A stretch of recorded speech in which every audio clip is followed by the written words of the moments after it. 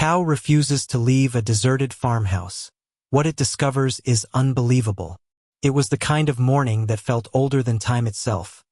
A silent fog blanketing the countryside, heavy with secrets waiting to be uncovered.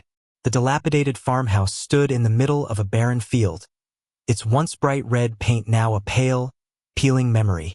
For years, it had been nothing more than a shadow on the horizon, a hushed reminder of a family long gone. No one ventured near it anymore. Locals said the place was cursed, haunted by something they couldn't quite explain but didn't dare to question. But today, something was different. A single brown cow stood in front of the farmhouse, her wide eyes fixed on the broken windows like she was staring into the soul of the house itself.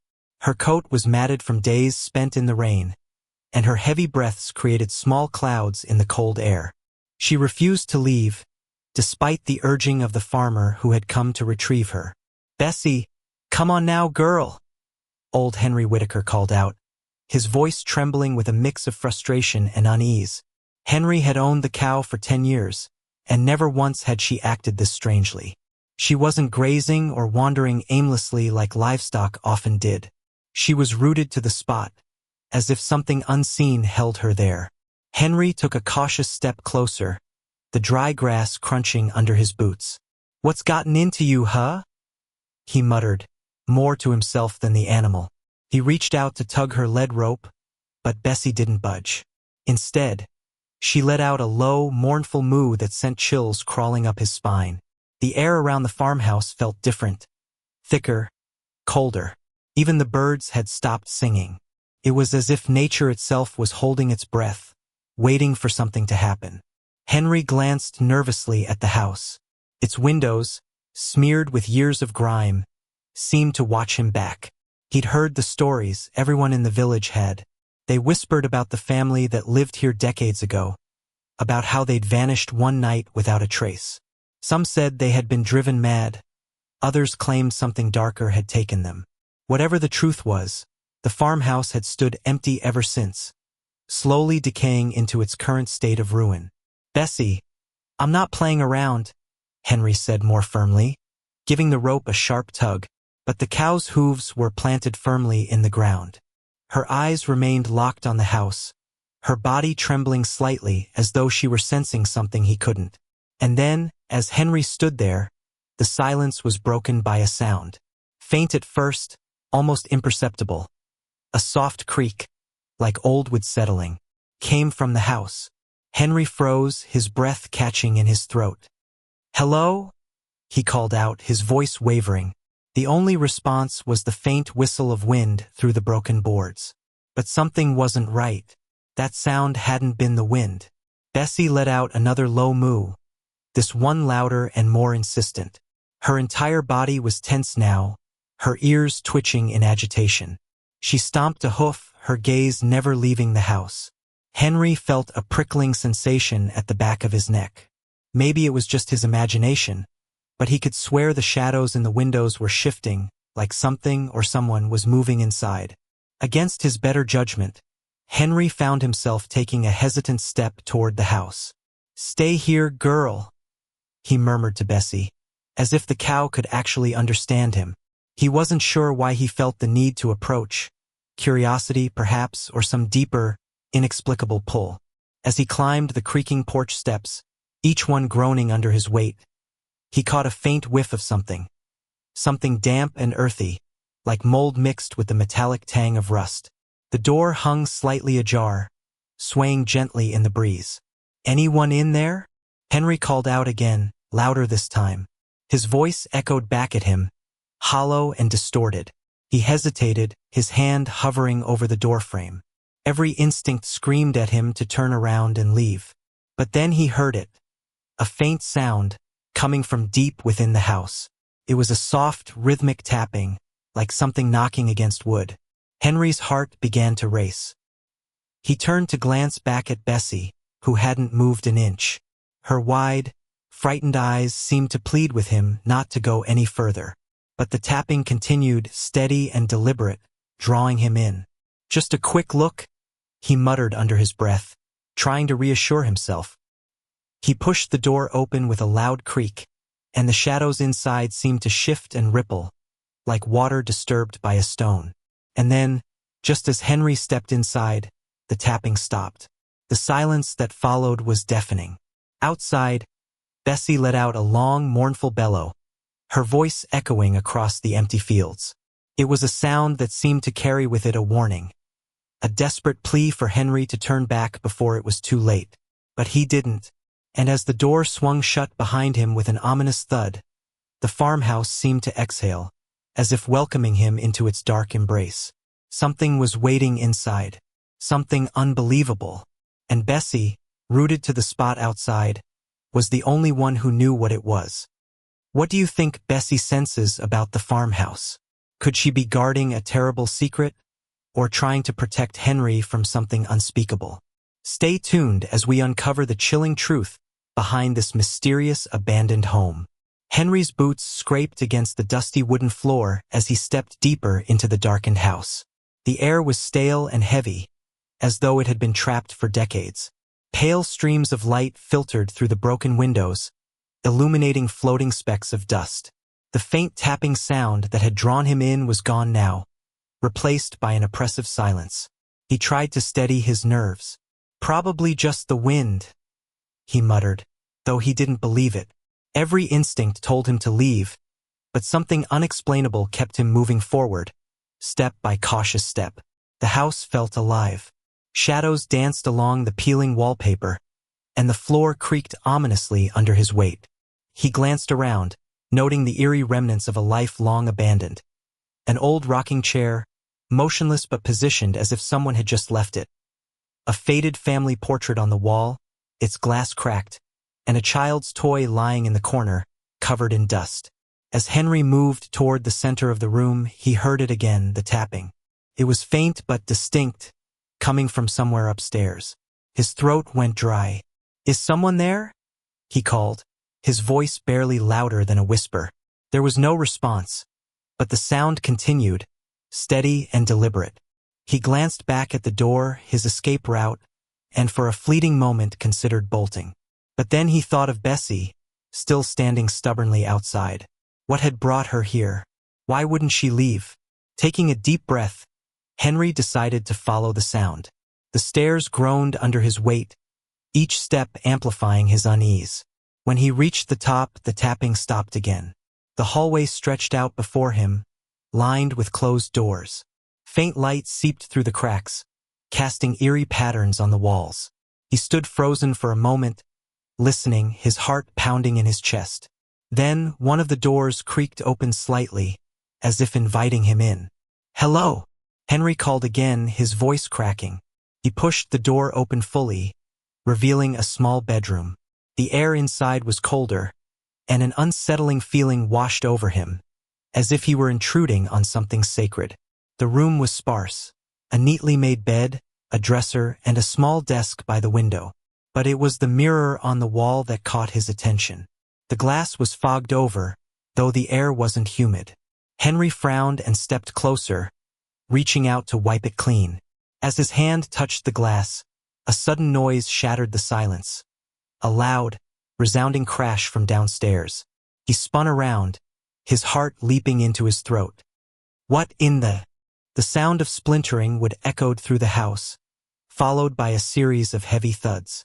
It sounded like someone, or something, was tearing through the floorboards. Henry bolted back down the stairs, his fear now outweighing his curiosity. He skidded to a halt in the living room, his eyes scanning the area for the source of the noise. The floor near the center of the room was splintered and cracked, as if something heavy had smashed through it. Then he saw it, a faint trail of dirt leading from the broken floorboards toward the back of the house. The trail ended at a door. It was the cellar door. Henry hesitated, his mind racing. He didn't want to open it.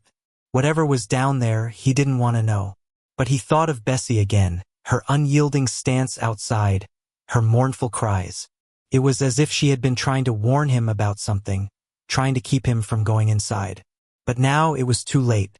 With trembling hands, Henry reached for the door. It creaked open to reveal a narrow staircase descending into darkness. The smell hit him first, a pungent mix of damp earth and decay. He gagged, pulling his shirt up over his nose as he carefully made his way down. The cellar was dimly lit, with only a single bulb flickering weakly overhead. The dirt floor was uneven, and the walls were lined with shelves holding jars of murky, unidentifiable contents. But it was the far corner of the cellar that drew Henry's attention. Something was buried there.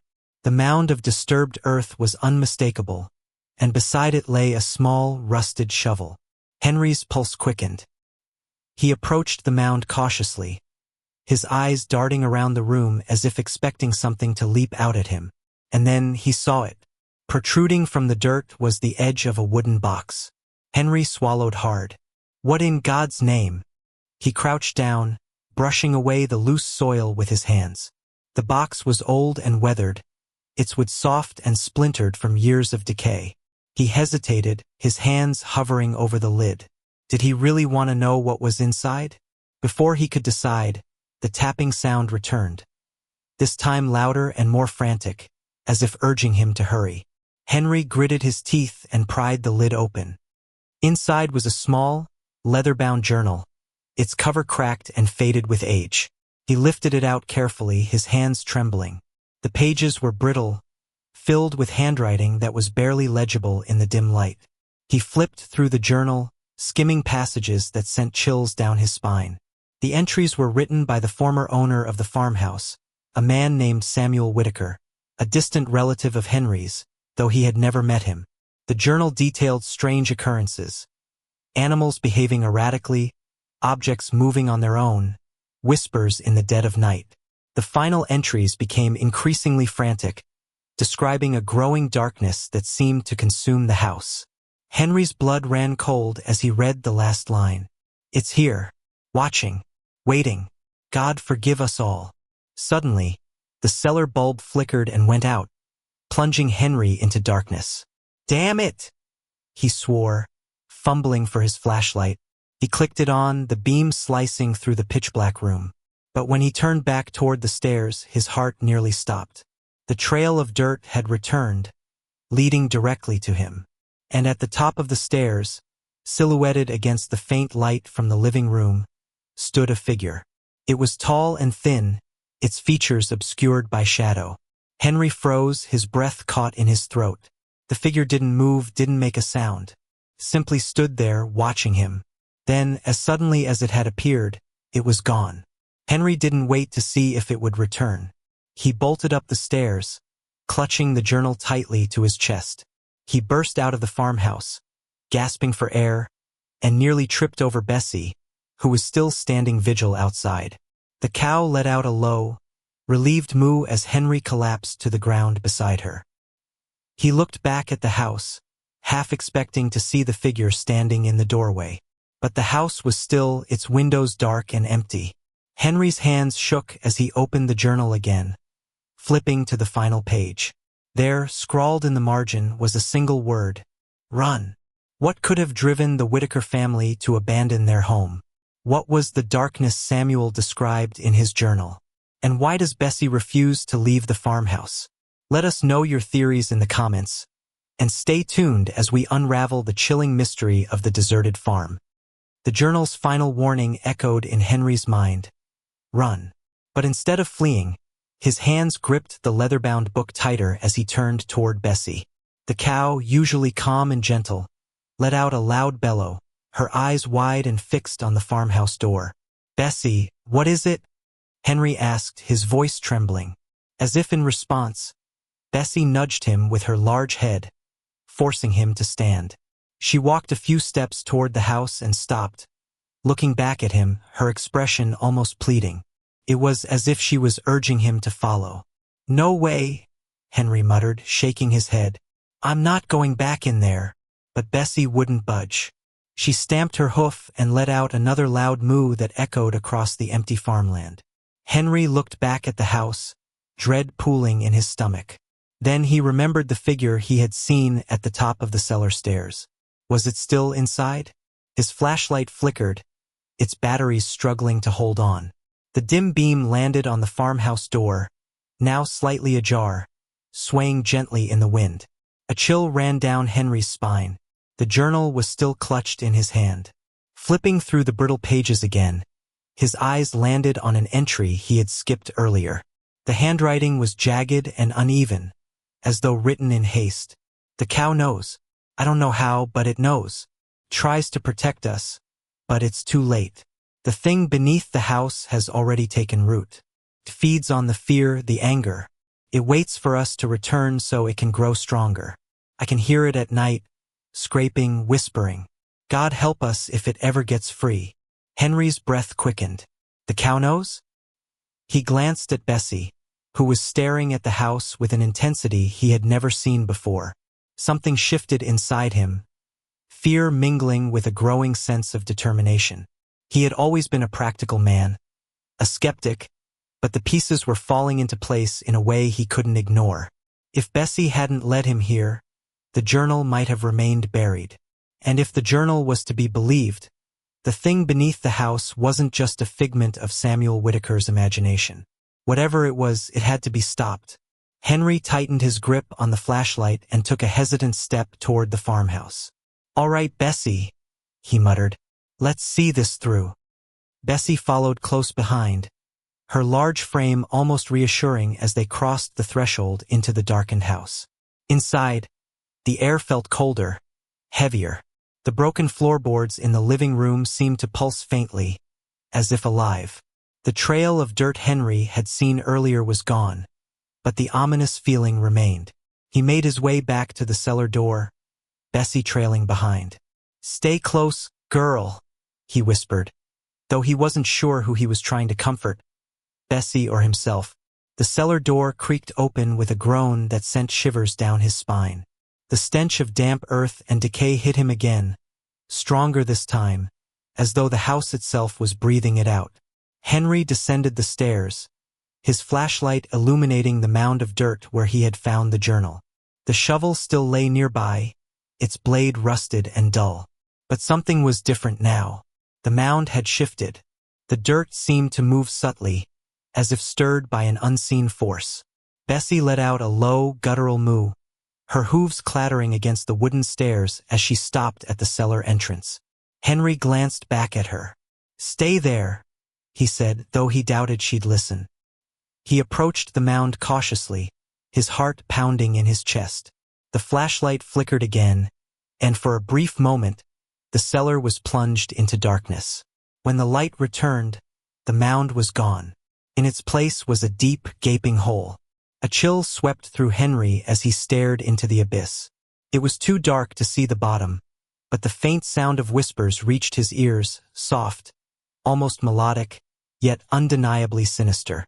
Suddenly, the floor beneath him began to tremble. A low, rumbling noise filled the cellar, growing louder and louder. Henry stumbled back, nearly dropping the flashlight. From the hole, a black, viscous substance began to seep out, oozing across the dirt floor like a living thing. It moved with purpose, spreading toward Henry and Bessie. "No, no, no!" Henry shouted, scrambling backward. Bessie let out a loud, defiant bellow and charged forward, placing herself between Henry and the encroaching darkness. She stomped her hooves, her large body radiating an unshakable determination. The black ooze recoiled slightly, as if afraid of her. Henry's mind raced. The cow knows. It tries to protect us. "Bessie, what do I do?" he cried, his voice breaking. Bessie turned her head toward him, her eyes locking onto his. In that moment, it was as if she was trying to communicate with him, urging him to act. The journal. Henry flipped through it frantically, searching for anything that might help. His eyes landed on a passage detailing a ritual Samuel had attempted. A desperate attempt to seal whatever lay beneath the house. Light purifies. Salt binds. Speak the words to banish the darkness. Henry's heart sank. He didn't have salt, and he didn't know what words Samuel had used. But he had light. Clutching the flashlight tightly, Henry turned it toward the black ooze and flicked it to its brightest setting. The beam cut through the darkness, causing the ooze to writhe and hiss as if in pain. It wasn't enough. The whispers grew louder, angrier, filling the cellar with an oppressive noise that made Henry's ears ring. The ooze began to surge forward again, undeterred. Bessie bellowed once more, louder than Henry had ever heard, and stomped her hooves furiously. Her sheer presence seemed to weaken the darkness, forcing it to retreat slightly. And then Henry had an idea. He grabbed the rusted shovel and swung it hard at a shelf, knocking over several jars. The contents spilled onto the ground, releasing a pungent, chemical smell. Some of the jars contained lantern oil, their contents pooling near the edge of the hole. "Bessie, get back!" Henry shouted. The cow hesitated but eventually retreated a few steps. Henry pulled a lighter from his pocket, an old habit from his smoking days. His hands shook as he struck the flint, producing a small flame. "Here goes nothing," he muttered, tossing the lighter into the oil. The flames roared to life, spreading quickly across the cellar floor. The black ooze shrieked and recoiled, retreating into the hole as the fire consumed the area around it. The whispers turned into screams, then faded into silence. The rumbling stopped. Henry stood frozen, his chest heaving as the flames began to die down. The black ooze was gone, the hole now filled with ash and charred earth. Bessie let out a low, contented moo, her eyes softening as she stepped forward to nudge Henry gently. He dropped to his knees, wrapping his arms around the cow's neck. "You saved me," he whispered, tears streaming down his face. "You knew. You always knew." What drove Samuel Whitaker to write those cryptic warnings? How did Bessie understand the danger? Could there be other places like this waiting for someone or something to set them free? Let us know your thoughts in the comments. And don't forget to like, share, and subscribe for more chilling tales. The morning sun was just beginning to rise, casting a warm, golden light over the farmhouse. Henry and Bessie emerged from the smoldering ruins of the cellar, both weary but alive. The flames had purged the darkness, leaving only a charred scar on the land where the hole had once been. Henry leaned against the cow, his legs trembling from exhaustion. "It's over," he murmured, though the words felt hollow. Bessie nudged him gently, her warm breath grounding him in the present. Henry looked back at the farmhouse. What had once been a picture of decay and mystery now seemed eerily quiet, almost peaceful. The oppressive aura that had lingered for so long was gone, replaced by an unsettling calm.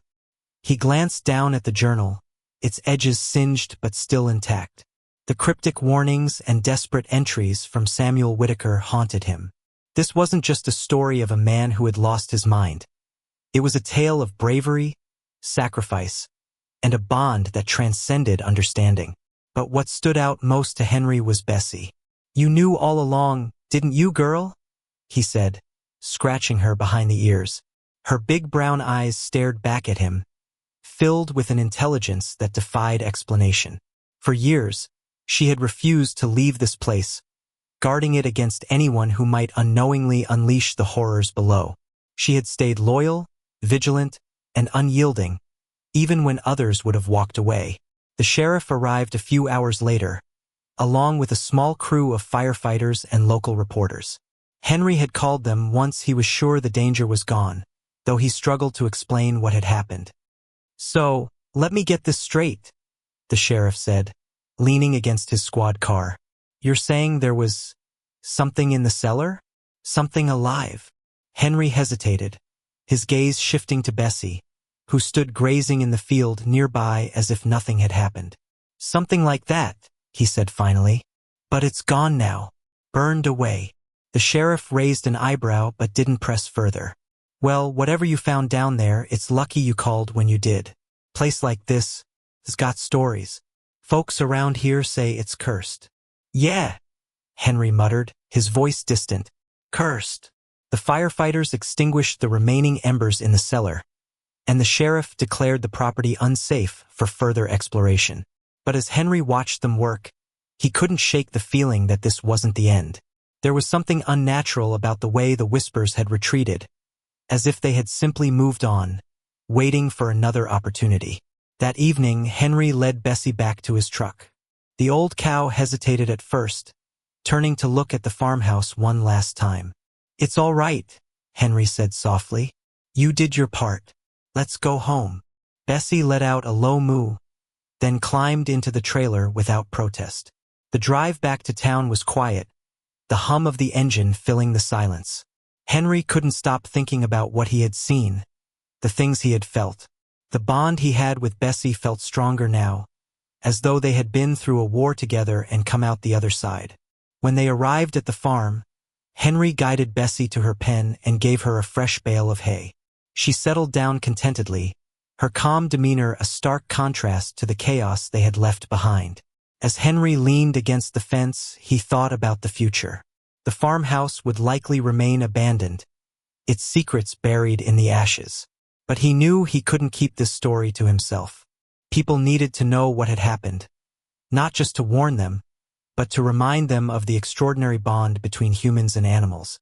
Later that night, as Henry sat at his kitchen table with a cup of coffee and the journal, he opened his laptop and began typing. "The cow knew," he wrote. "From the beginning, she knew. What I thought was just stubbornness turned out to be something far greater, a devotion to protect, to guard against the unseen. If not for her, I wouldn't be alive to tell this story."